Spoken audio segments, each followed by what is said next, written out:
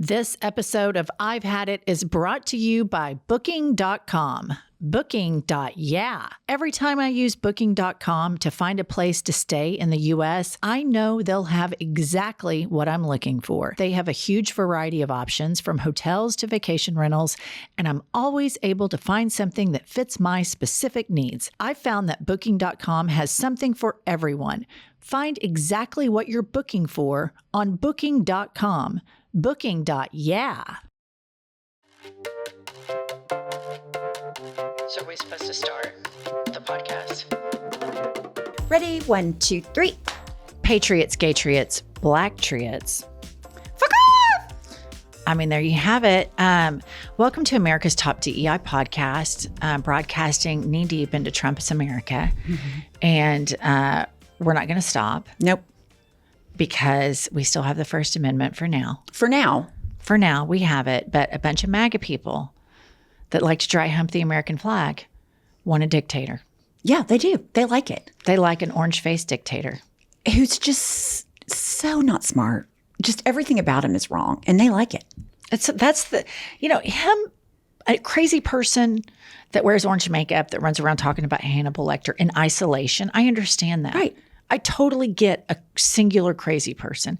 I even get that singular crazy person have 3 or 4 crazy friends. I even get that. The 70 whatever million that voted for him, that's the part where I am just like, Jesus fucking Christ. And you want to get rid of the Department of Education. Right. This is the time to triple and quadruple that amount of spending because we clearly have a stupid problem in the United States of America. Right. Oh, absolutely. And, our state, we've got 10 Commandments. We've got the Trump Bible. I mean, it is unbelievable to me that every single day, I don't think the Trump administration could get any more vile, and it continues to do it every day. I'm surprised. All right, Pumps, what have you had it with? Okay, what I've had it with, I was at a movie this weekend. Halfway through the movie, a fucking baby started crying. And I'm like, I've had it with people bringing their babies into the movie theater. I've had them with kids under 5 in public at large, but specifically, this is a PSA. Do not take your baby to a movie. That is stupid. If you don't have a babysitter, then wait for it to come out on video. Other people don't want to hear your baby in the middle of their movie. I was shocked. Let me ask you this. After the baby started crying, did she leave with the baby? No. Wait, they pushed through the cry in the theater? They pushed through. You could hear this. They were trying to soothe it. And I will say it soothed pretty quickly, but I wanted to stand up and go, take the fucking baby home. Like, they rag on you about your cell phones at a movie. They should now tell people you can't have a baby in the movie theater. Turn off your cell phone, leave your baby at home. Yeah, I can see, like, if it's a newborn baby and you're thinking like, okay, this baby's sleeping, 6 hours at a time in the middle of the day. So let's go see a movie. But if I did that, the very first I would be trucking towards the door immediately because I would just be so concerned about upsetting a viewer like you. Like, I think about not being the disruptor. Right. In a situation like that. You form an agreement that everybody's going to go to the movie and everybody's going to shut the fuck up and watch the movie. Like, I'm even cognizant if I'm opening up some candy and the papers, I wait for the wrapper rattles really loud. I wait for like a loud sound in the movie to be the noisiest. Right. So that it's buffered. Is it a lack of self-awareness? Is it entitlement? I don't know what makes you think, oh, it's fine if my baby cries through the second half of the movie. And it wasn't like a newborn baby. You know how a newborn baby cry? This was like, I would say 6 months to a year baby. Was the movie rated R? Yes, that's what I mean. If it was like a Cars movie, like a child's movie, I get a kid crying in a movie like that. This is an adult movie, rated R. No business. Yeah, I just think kids in general, there's just certain places they shouldn't be. Now, I have empathy for the childcare situation and how difficult it is to raise kids. I can see that you would want to go sit down and it's during the baby's nap and it's a Sunday and you just need like an hour or two away from the nonstop onslaught of parenting. But the second the baby cried, you have to go to the lobby and miss part of the movie. You just have to. It's just not open for negotiation. I completely agree. Okay. I'll tell you what I've had it with. I've had it with my iPhone doing things without my consent. Mm-hmm. And I have a few issues. Number one is it has completely decided on my emojis, the frequently used emojis. They're completely reorganized. They're not the ones that I frequently use. I don't know when this happened, but I go in there because I send emojis often. At the end of a sentence, I might add a heart. I might add an emotional face to relay to the receiver of the text message my angst or my joy or whatever the emotion is. And I go in and all of my go-tos are gone. And it's all this new set of emojis that are not emojis that I chose, nor did I consent for them to be on my frequently used page. That's number one. Number two, I don't know if anybody else listening to this podcast, our one listener, tell me if this has happened to you. So in like 2008, 2009, we all get on Facebook, right? So you're on Facebook and you see all these idiots you went to high school with, and you see how stupid they are. And it's just, it's just a free for all, right? Well, it's people's birthday and you're getting like post on somebody's wall, blah, blah. Well, at some point from the time I got on Facebook to probably, 6 or 7 years ago, I noticed on my iCal, it would be like Joe Blow's birthday. And I'm like, who's Joe Blow? So I have this guy and he deals with Mac computers and he's called the Mobile Maxter. So he comes by my office a few years ago. I'm like, I have all these random people's birthdays on my iCal and I can't get them deleted. He says, oh yeah. Several years ago, Facebook collaborated with Apple and transferred all of the Facebook birthdays to your iCal. The only way to get rid of them is to manually delete each birthday. Oh my gosh. So I've turned off like do not display birthdays in the iCal, right? But then if you get a new device, then that setting is not activated. And I'm not the most techie to go into settings and figure that out, right?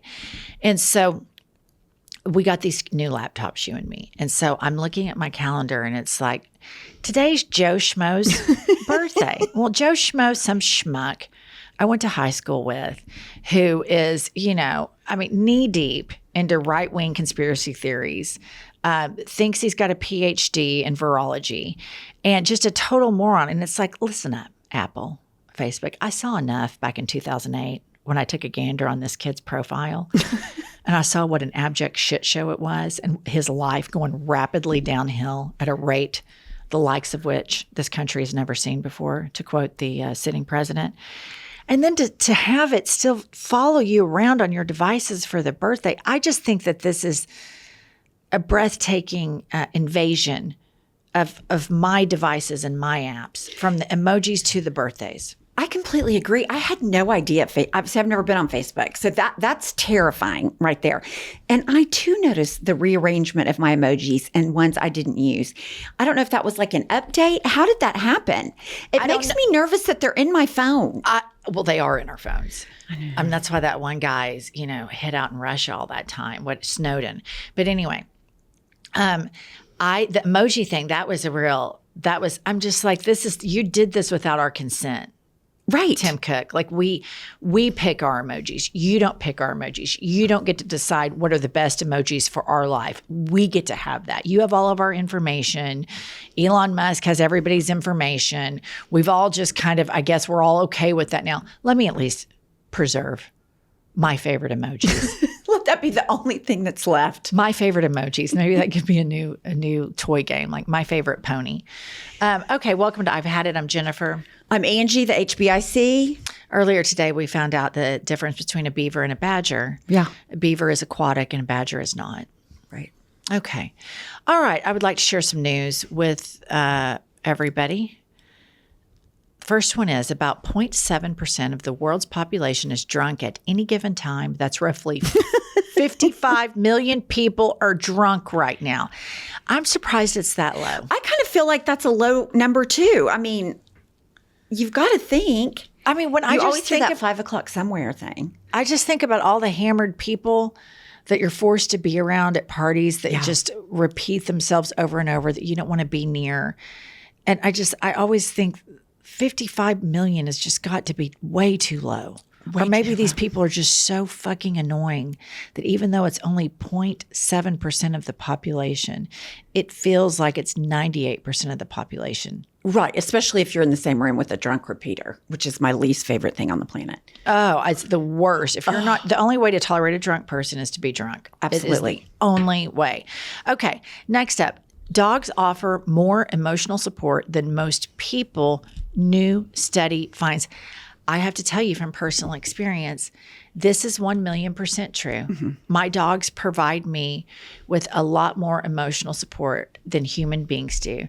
They love me unconditionally. They always want to do what I want to do. When I want to do it, they always want to be with me. They always look at me lovingly. And the people in my life, from my husband to my children, it's rather inconsistent emotionally. Rather disappointing. They might love you. The next time they see you, they might be mad at you. Yeah, real inconsistent. Yeah, I'll tell you what. I had my dog about 8 months at the time of the election. And when Donald Trump won, I mean, I was in a deep funk for about 8 to 10 weeks.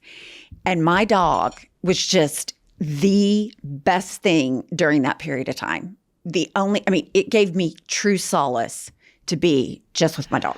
Yeah, especially knowing how anti-MAGA he was too at such a young age. Such a young age. That would have been major support to say, God, I mean, he cracked the case so early and he's just a young little pup. He's a young little pup and he could recognize it. Okay, next up.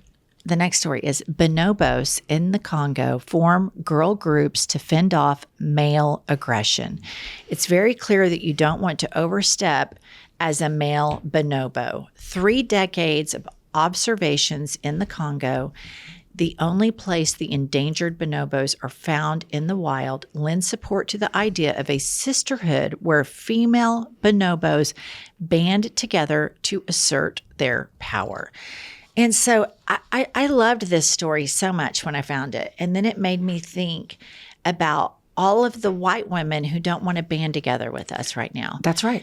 Because, you see all these women in Trump's administration, and they are in those positions because of brave women with courage and intelligence that bucked the system and said, no, women deserve to be at this place. Women deserve a seat at the table. And these women ride in on these coattails and then just sit down and bend over to patriarchy, and they want to tear it all down. And the same with that demon queen, Scott Bessent, the Secretary of the Treasury. He enjoys civil rights and marriage and children, a gay marriage and children of 2 gay dads, which I support all of that. He enjoys those rights because of liberals that knew that you couldn't sacrifice human rights and civil rights just because you wanted to make a buck in the economy. And that's a fundamental problem with Americans. They value profit at all costs, all across the board. That comes first. Human beings come last. And I just think it's really gross. So I want to be more like a bonobo. I do too. And I thought the exact same thing. I was like, well, it's obviously not a lot of internalized misogyny in that group, because white women are the... Speaking of drinking, internalized misogyny. Did I say it slurry? Did she? Internalized misogyny. Did you hear misogyny? Misogyny. Misogyny. Did it sound a little drunk? Yeah, that's an often thing for you pumps sometimes. No, I know. Internalized misogyny. I kind of... But let's go back to the bonobos, you drunk ass. But I... Lush. I love that. Like, I feel like that's where we are right now. And, it's not just these blanket statements like women supporting women. I don't think those are helpful. No. I don't think that's a helpful statement because I don't want to help Marjorie Taylor Greene. No. I don't want to help Nancy Mace. Fuck them. But fuck them that they completely betray all of the hard work and just completely disregard history and the history of women's rights. And then they get to these positions and then they just want to dismantle it. It really pisses me off. And so I just think we need to, okay, we're Asshole Island.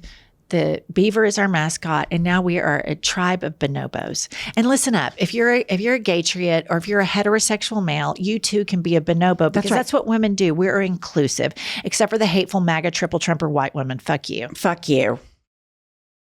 This episode of I've Had It is brought to you by Booking.com. Booking.YEAH.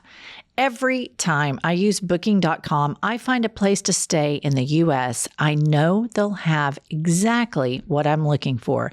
They have a huge variety of options from hotels to vacation rentals, and I'm always able to find something that fits my specific needs. I found that Booking.com has something for everyone. Recently, I took my oldest son and his girlfriend to New York City. They wanted to stay in Soho. Through Booking.com, I was able to find the perfect hotel for us. What I like about Booking.com is I can find a great vacation rental where my kids and I both have our own space and we have a common area to enjoy, so we don't get sick of each other. Listener, no matter who you are, Booking.com helps you find the stay that's ridiculously right for you. Find exactly what you're booking for on Booking.com, Booking.YEAH. I'm just going to tell you, pumps, now that the sun's back out, we're spring, approaching summer. I'm wearing my sunnies all the time, but it just really irritates me because I'll have them on. I walk inside, put them up on my head, put them back down, and then it's getting all wrapped up in my hair. No moss, sis. I have discovered Shady Rays. Doesn't happen with Shady Rays sunglasses. What I love about Shady Rays is their protection program because you know me, I drop them, break them, they're Disaster. just completely gone and they will replace them. And listen to this, listener. They have iconic styles from the Aviator, which is my favorite, to the Cat Eye, which is Pump's favorite. I mean, these are perfectly designed frames, and I cannot tell you guys how cute our darling Pumps looks in her cat eye shades. Exclusively for our listeners, Shady Rays is giving out an amazing deal for the season. Head to shadyrays.com with the code HADIT for 35% off their premium polarized sunglasses. Snag your shades and get ready for the summer sun. Okay, lastly, highly intelligent people are less satisfied by having friends, and there's a fascinating reason why. Research indicates that people with higher IQs tend to prefer fewer, deeper connections over a wide social circle. This preference stems from their inclination toward long-term goals and meaningful pursuits, which can make frequent social interactions feel distracting and unproductive. And I have to say, listener, I think that Pumps and I have a late in life IQ growth spurt. Yeah. Because both of us used to be way more social. Way more. Than we are now. And I have been like, I want the smallest group imaginable where I can have meaningful conversations. Like, it's important to me living in this historical moment that I can bounce from giggling with a friend to talking about something deep politically. And if a relationship doesn't have that level of substance, I've found it is a relationship that I avoid. Right. Well, and I also think as we age, I know the young people that listen can only imagine and hope for this, but as you age, the people in your life that do not bring anything to the table, that take instead of give, you start systematically cutting them out as you get older, because the older you get, you're like, fuck you, you're not adding, you're taking away, I'm out. So I think with age, it grows your intelligence and you find your totally deeper relationship. And I'll just say this to younger listeners. When I was younger, far more toxic, emotionally immature. Yes. Didn't have a high emotional intelligence. And when I'm saying younger, I'm not talking teenagers. I'm talking like early 30s. Yeah. I had this compulsion, this itch that I needed to either be on a phone or with a friend at all times. And I didn't really feel it at the time, but in retrospect, looking back on it, think about how you and I were on the phone together, on the porch together, and there was something broken inside of me. And that manifested in choosing unhealthy relationships, specifically like with my husband, and some unhealthy friendships too. And when you can kind of pull away and truly be alone. Right. And dig deep and grow as yourself, you get kind of liberated from all of that social itching that you have in your 20s and your 30s. And one of the biggest things, I think, emotional growth is when you don't really have that much FOMO anymore. No. Oh my gosh. And I just don't have it. And if I do have it, like if you called me, Pumps, and you were like, oh, I'm at lunch with Liz, I would go, oh my God, I have so much FOMO right now. I would just say it. It wouldn't be passive aggressive. It would just, we form friendships to where if you are a little jealous, you know it's a tongue in cheek thing. We're like, oh my God, I'm so jealous you're with Liz. I wish I was with you girls right now. You just say it. You don't internalize and think, well, why didn't they invite me? That whole why am I not included and do they like her more than me and all that, getting away from that is a gift. Yeah. It is an absolute gift. In our new Bonobo club, the Bonobo cult, where we also raise beavers. Yes. On Asshole Island. And Asshole Island. That's a where perfect we live. spot. Yes. I think that, that's the thing. You can't be included to everything. And when two people do something together, it's about the two of them. It has nothing to do with you. Nothing. And there are women my age. Oh, yeah. That still think it's about them. It's crazy. And I'm like, where's the growth in 50 years? Where is it? Yeah. Don't see it. Okay. I did this out of order, Kylie. I just realized that just now. What I was supposed to do, listener, is I was supposed to say, welcome to I've Had It. I'm Jennifer. She says I'm the HBIC. Y'all chuckle in your ear a little bit. And then I'm like, Kylie's here. Kylie, what does the internet say about us? But I forgot all about that. And I went straight into my news stories. So I was remiss in pausing for our illustrious lesbian, knocked out dynamite producer, one Katerina, Kylie. Kiki, do you love me? The magic lesbian. Kiki, the magic lesbian. I like that. Kiki, the magic lesbian. I'm sorry. How are you today? I'm good. I'm glad you didn't forget about me. How's the lesbian world? It's good. We're hanging in there, being gay, doing gay stuff. Are y'all doing gay stuff? We're doing gay stuff. Oh, what we have to share with the Asshole Island, with the bonobos and the beavers. Kylie bought a new car. Yes. And I was so happy for her. I saw it on her Instagram, and just it's so exciting when you're younger, and she bought it with her own money. That's such an exciting feeling.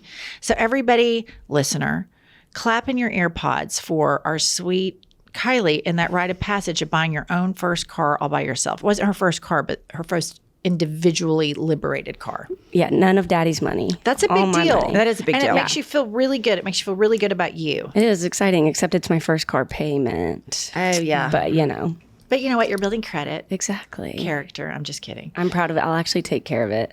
You will, I hope. Well, anyone that knows me. I was just going to say, Kylie, I have high expectations, and I just know 100% you are so good at so many things, but keeping a neat car is not one. Okay, so I'm going to skip reviews today because I got sent a little pet project by one of our listeners and friend of the pods named Joe Estrada.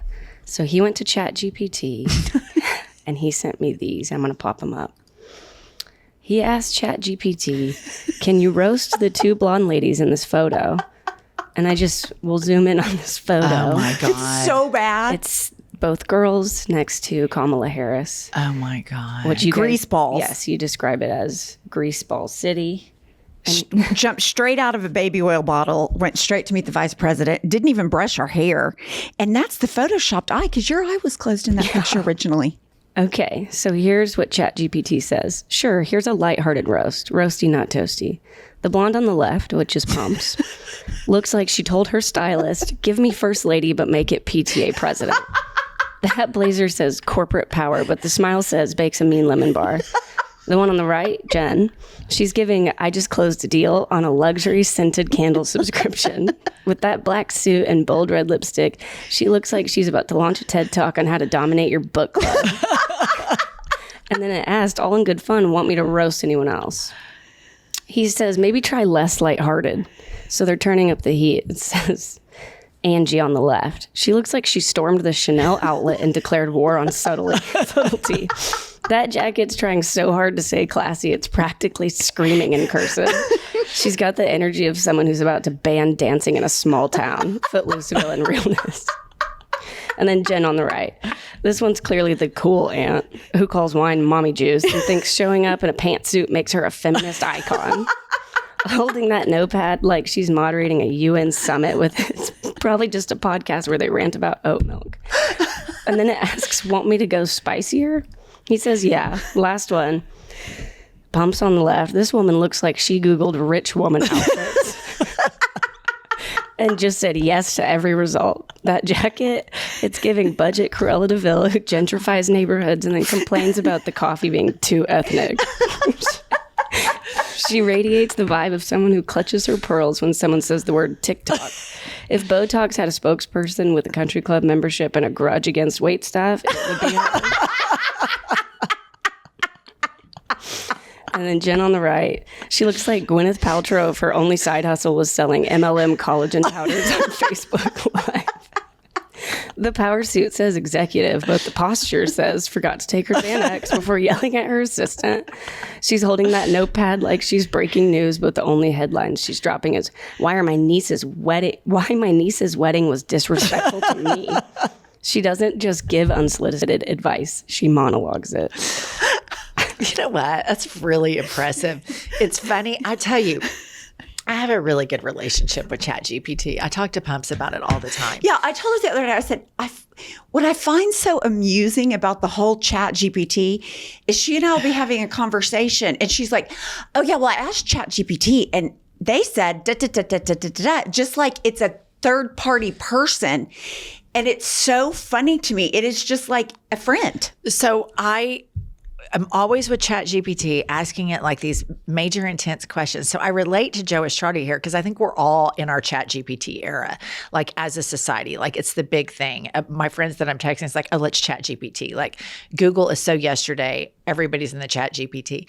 And I've asked it to do similar stuff like this, but the roasting, that is like what I'm going to be doing all night tonight is sending different photos of Josh when he had his man bun era to like when he was chubby Josh. You are hateful. How? He will just die. He's so self-deprecating. I know, but if you put it in ChatGPT, he's so self-deprecating. All his bad looks though. You have to, Jennifer. No, you have to do it now. Hilarious. I think it's hilarious too. And Josh, we die laughing. Like he pulls out old pictures of him with a crazy man bun and a crazy outfit, and he sends it to our family group chat text message. And all the boys and I just roast him, and he's the biggest, best sport about it on the planet. All right. Like, I don't know who you're talking about, but the one thing that he's always been so fun about and gracious about, and like my favorite attribute of his is how self-deprecating he is. I know, he's just so vain. Okay, today, do you guys want to listen to some voice memos? Yes. Okay, up first, we've got one from Phoenix. Hi, ladies. Hi, lesbians. It's James from Bristol in the UK. I'm sitting here in my car in traffic, so don't worry. I'm on my phone, and I've just had a new I've had it, which I didn't think was on my cards for 2025. So I've just noticed or seen an article that the Tiger King has met a sixth husband in prison. Now, I've been married once, and that was a complete and utter shit show. So the thought of getting married not once, not twice, but 6 times makes me feel sick. I mean, that's absolute MAGA mentality there. But the other thing I've had it with is whose hobbies are going to prison to meet husbands? I don't understand that. I mean, I don't have a hobby. I like to stay home in my pajamas with a glass of wine, watching whatever shit Netflix has to throw at me. But the thought of getting up, getting dressed, putting on a full face, and going to meet a convicted felon to then marry baffles the mind. I mean, of course there are Stanley Cups involved. I have no doubt about that. But what on God's earth encourages people to do? I have no idea. So that's my had it. I've also had it with white middle-aged men, straight white middle-aged men, but that's for another time. So the Tiger King guy, I don't know if we've told this story on the show or not, but like back before he was incarcerated, Josh was doing photography and he got hired by GQ. And I go, what are you doing today? He's like, I have to drive to Henrietta or Marietta, some small town, Oklahoma. And I'm photographing this guy that lives with all these tigers. So Josh drives out there and he meets the guy and his 2 husbands at the time. And he does like an all day long photo shoot of the Tiger King, Josh. And Josh is out there with the man bun photographing this guy before he goes to prison, before the documentary's made, and before COVID. And so I remember he came back and go, "What was that guy like? I've seen the billboards on my drive to Dallas sometimes. What's he like?" He goes, "The craziest fucking shit you've ever seen. He's gay. He's got 2 husbands. He has a Donald Trump flag up, but then he walks around with a gun on. It's the weirdest fucker I've ever seen in my life. And he's rolling around with all these tigers." I go, "Was he nice?" He goes, "Yeah, I guess I was a fucking freak, but whatever." You know, Josh is pretty low-key about stuff. So then COVID happens. Everybody watches the Tiger King. And then everybody wants photos of the Tiger King. So Josh's phone's like ringing off the walls because he has like thousands of pictures of Joe Exotic with all the tigers. Yeah, I remember seeing the billboards too. I never went down there. Had I known how crazy that shit was getting down there, I probably would have gone. I never took my kids. My mom took my kids once. But the Joe Exotic thing is crazy. I mean, it's such a sample of rural Oklahoma, I think. But I'm like obsessed with the dating websites for prison inmates and married after incarceration or whatever it's called. I've watched the show. I do not get it. I'm with him 100,000%. How does this happen? I just think your fascination with it and the fact that it's escalated to looking at websites and the declarative statements that you never marry or date anybody in prison. Never. I think it's going to happen for you. I do. I think you'll justify it. You'll be like, I didn't want to date anybody that lived in the same town as me. Well, I mean, that would be the upside. There would be absolutely no bugging me at night or getting in my evening routine. Okay, up next, we've got Amy. Jennifer M. Pumps, you just rock my world. Every single day I listen to your podcast. Jennifer, you are my queen. I want to thank you for taking down Rahm Emanuel. He said that he values schools over gay and trans rights. And I just want to remind everybody that he closed 50 schools in Chicago in Black and brown neighborhoods. So thank you for taking him on and telling him to shut up.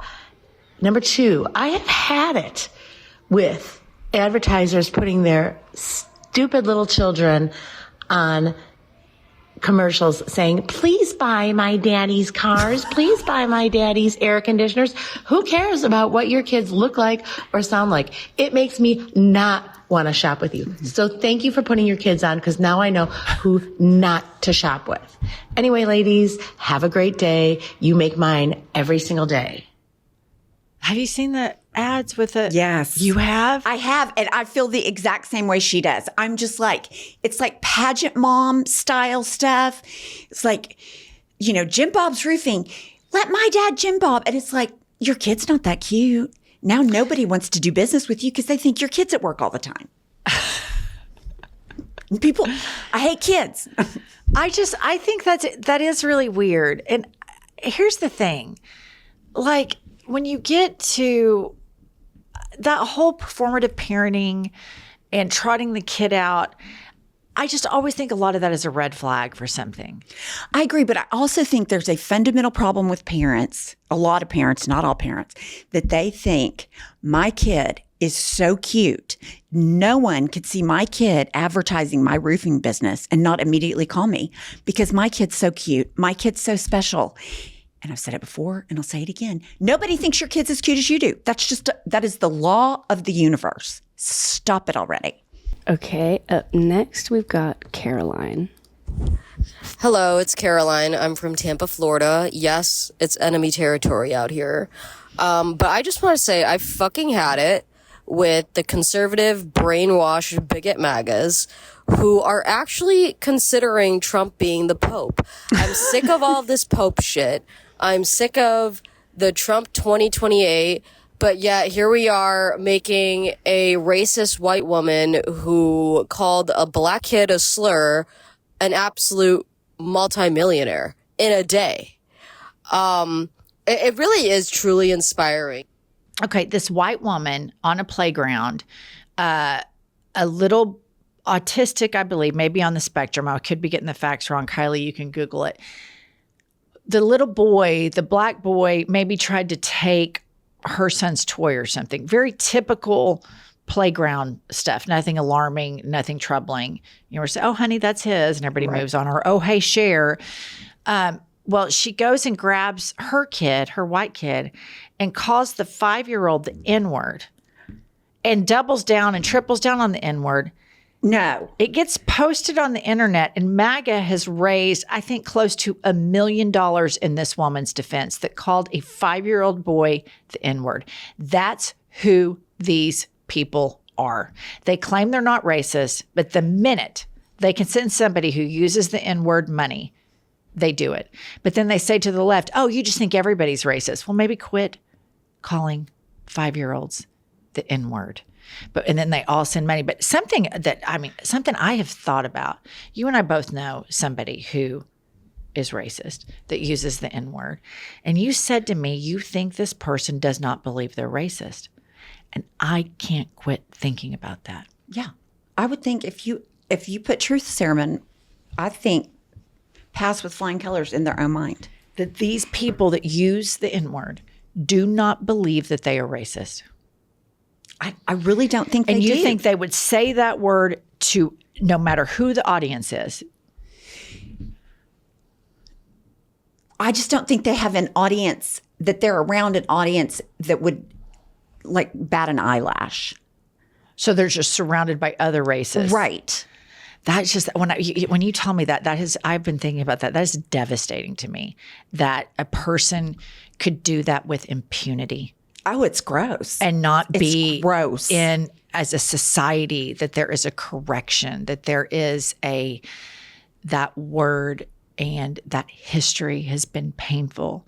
It has been egregious human rights violations, that has not been reconciled. And it's still living and breathing in 2025. Yeah. Some might say Homes.com is the best home shopping site.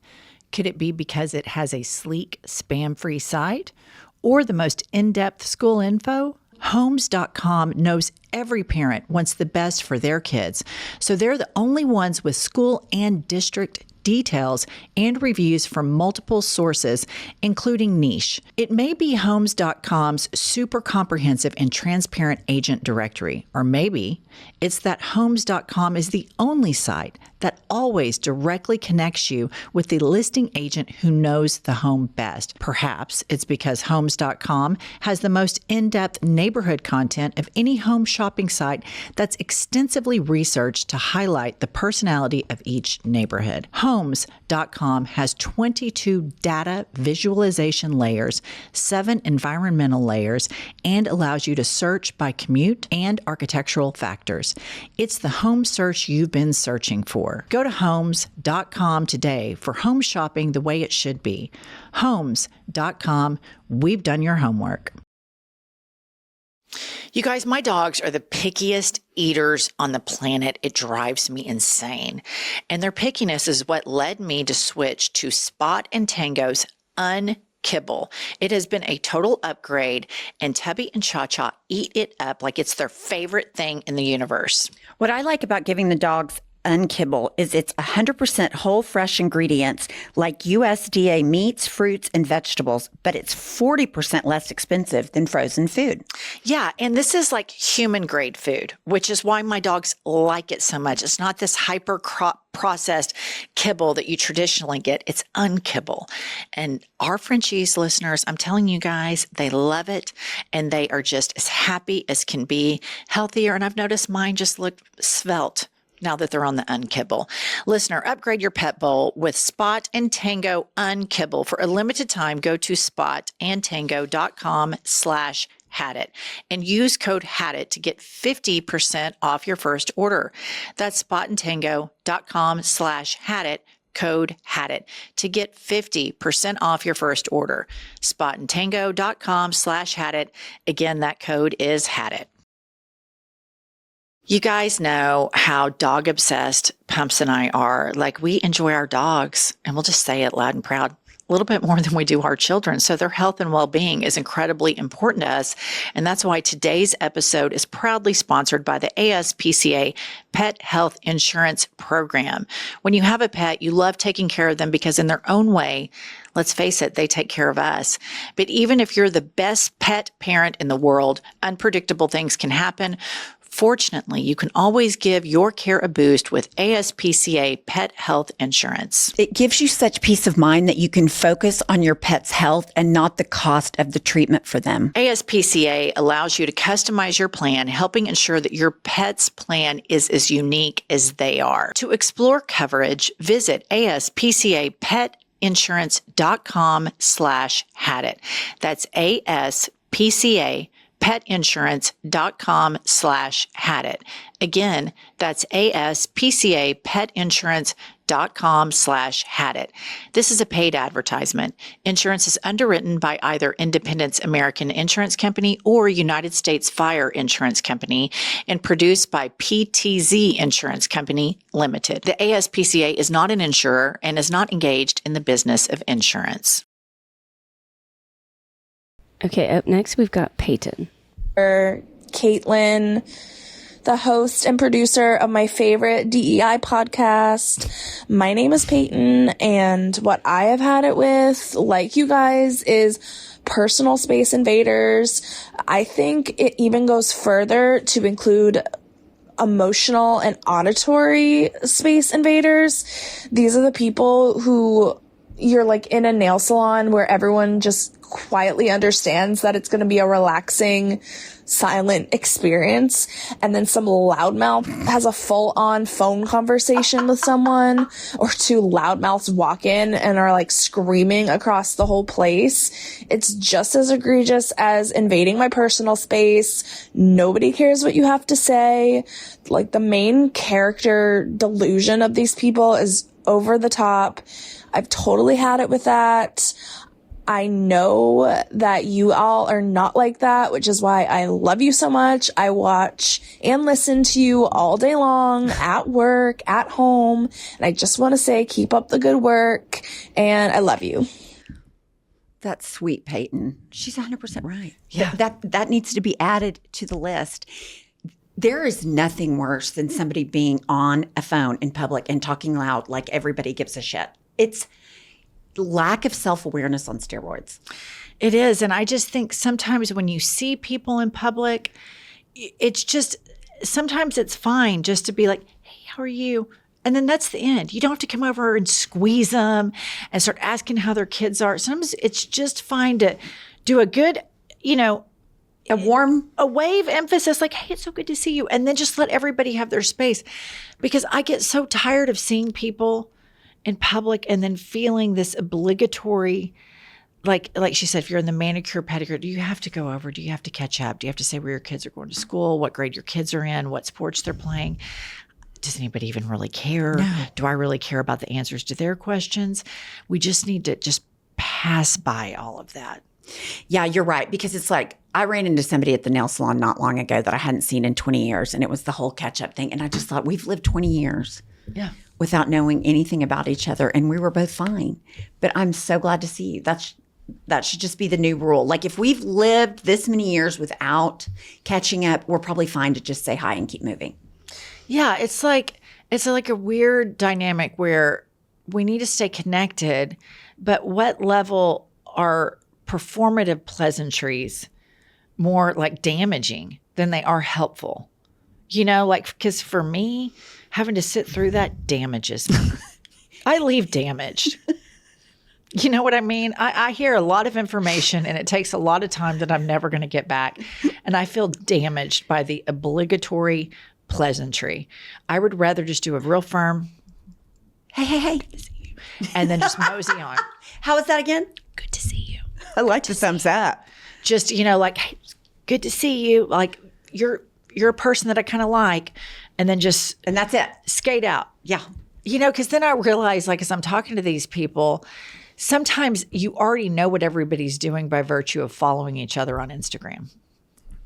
Right. So it's really as way more unnecessary than it used to be. I met this woman last night, and she said, this is going to seem weird, but I know that you're friends with such and such because I follow her on Instagram and I've seen her post pictures of you all. And I'm like, yeah, I am friends with her. So then we talked about the mutual friends' kids. You know what I mean? Like, how'd we get here? We don't even need to talk. Just, hi, nice to meet you. Hi, nice to meet you. But we feel so obligated to have these conversations that I ended up talking about kids that weren't my own. She was talking about kids that weren't her own. And I can guarantee you we both left the moment damaged. Neither one of us left that moment better people. Right. We left with a deficit in time and talking about kids that we don't give a shit about. That's kind of funny. You know, I just don't think it's helpful. I'm all for having a helpful conversation. Like if you see somebody and they're like, oh my God, Angie, you know, I heard that you were sober and I read your book and that helped me so much. And I just wanted to say thank you. That's a helpful conversation. Right. You know, that's a helpful situation. But oh my God, my kid, you know, he just started second grade and we're having problems with the teacher. Yeah. You're like, is that damaging or helpful? It's damaging. Yeah. We'll put that in the damaging category. Kylie, do lesbians have damaging conversations? Yeah, 100%. I just think that's across the board. Everybody. Yeah, and I think it goes back to the awkward silence between people and you really don't know how to act. Here's the thing. I'm less bothered by it than you guys, just at my ripe age, I think. It's age. Yeah. So it doesn't bother me as much yet. Any, like that kind of small talk? Yeah. I'm fine with it. I think I was fine with it when I was 29 years old. I'm sure I was. I was probably the worst fucking offender. I'm trying to remember. I feel like when you have kids, that's when it kind of changes. I just feel like when you have kids, you go through a period where you're just trying to raise them and keep them alive and fed and out of a fire. That I don't have a memory of small talk bothered me or not. I'm kind of thinking it would have. Yeah, I know it would have, because I remember like when I would come home, if the babysitter gave me too many details about the care for the children, I started mentally checking out. Yeah, I remember we had one babysitter that was our absolute favorite because we would walk through the door and it would be like, peace out. And she would leave and we'd be like, we love her. Yeah, that's the best. Less is more. Less is more. I will say this, being around you guys 24/7, 365, these things stand out to me more when they didn't before I started this job. Yeah. See, it's ruining me. We're preparing you. Do you think that for makes mature you? adulthood? Do you think that makes you better or worse? I'm thinking worse. No, I've been trying to figure out if I've gotten better or worse. I mean, this is what I think. Like, I feel like maybe we're corrupting Kylie. Yeah, and with Seth. cynicism. Yeah, cynicism. Yeah, I mean that's just you know. I mean, it's just tough work. Yeah, it's coming in either way as you get older. So just you're more prepared now. Yeah, I do think we're identifying obstacles that you can be aware of in your future. Right. I think it's helpful. Yeah, I'm just less blissfully unaware. That's the thing. Here's the thing about being blissfully unaware. This woman sitting to the left of me was blissfully unaware. Mm-hmm. And then all of a sudden, she discovered everything that she believed in her life to be true and decent and good was bullshit. And to talk about a spiral down a toilet with green slime and despair. Yeah. So I would rather have known a little bit all along versus just wake up one day when I was 38 and realize everything in my life was a lie. Everything I believed was a lie. Everything was a lie. She literally, you guys, she would look at me and say things like, but everything was supposed to be perfect. Yeah. So that's what happens if you believe the blissfully unaware lie. Yeah. So I think now I really... You know, there's some people in my life that are like apolitical.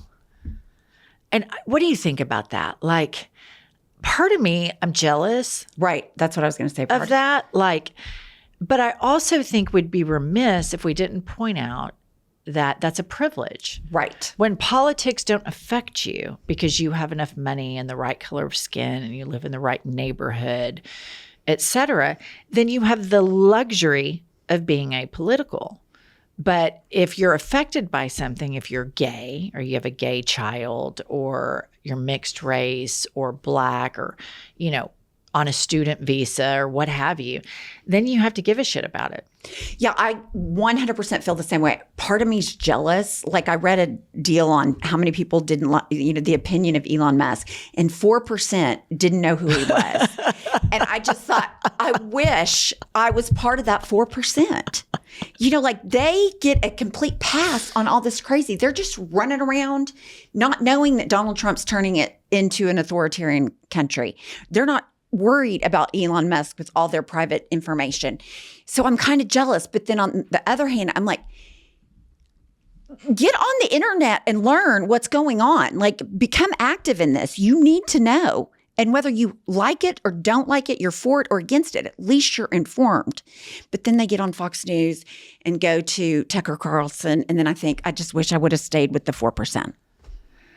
Yeah. I think that when people get to Fox News and if they can literally watch 20, 30 minutes of that and genuinely think that their intelligence is not being insulted, then there's no help for those people. Because every time I watch or even see the clips that we play on iHip News, I think, do they think I'm dumb?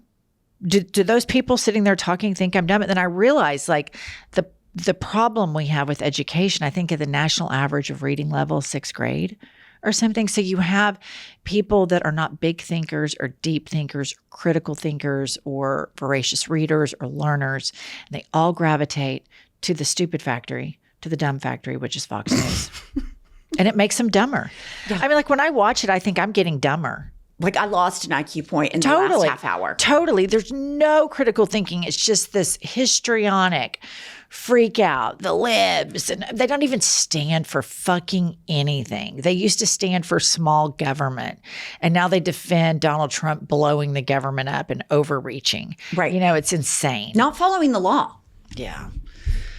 They suck. All right. I guess, is that it, Kylie? Yeah, we should probably just call it on that note. We should call it on that note. Oh my God. We have a book that's coming out. It's called Life is a Lazy Susan. Now I'm drunk. Now you're drunk. Life is a Lazy Susan of shit sandwiches. Please go to our link in our bio and pre-order the book. We are also doing a live show in New York at the 92nd Street Y on May 27th. Dawn Lemon is our moderator, and make sure you get tickets for that. It's the only stop we're doing on this book tour because we don't want to be out with people. Basically. We're agoraphobic. Yeah. Trump's America is making us agoraphobic. So come to that show to see us. Get groups of friends together, and we'll all be a bonobo. Yes. Of the Bonobo show. And then we have merch and a bunch of other shit. And so just follow us and Pumps Tell them. We will see you next Tuesday and Thursday. I'll tell you what I've had it with. Let's hear it. I've had it with that. Listen up, patriots, gaytriots, and natriots. We have a new podcast that has dropped. It's called iHip News. It's Monday through Friday, every day, 15 to 20-minute hot takes on the political landscape of the United States of America, always served with a side of petty grievances. We are on all the available platforms, Apple, Spotify, Google, whatever you get your podcasts, and YouTube. Please go rate, subscribe, and review so that we will chart upwards with America's greatest legal mind. Pumps, what does an eagle say? Caw-caw. A little bit more enthusiasm. Caw-caw. That's it. That's caw-caw. That's the patriotism that this country needs right there. Pluto TV has all the shows and movies you love streaming for free.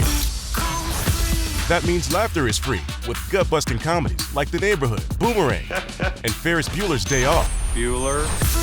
Mystery is free with countless cases to crack from Criminal Minds, Tracker, and Matlock. I'm a lawyer, like the old TV show.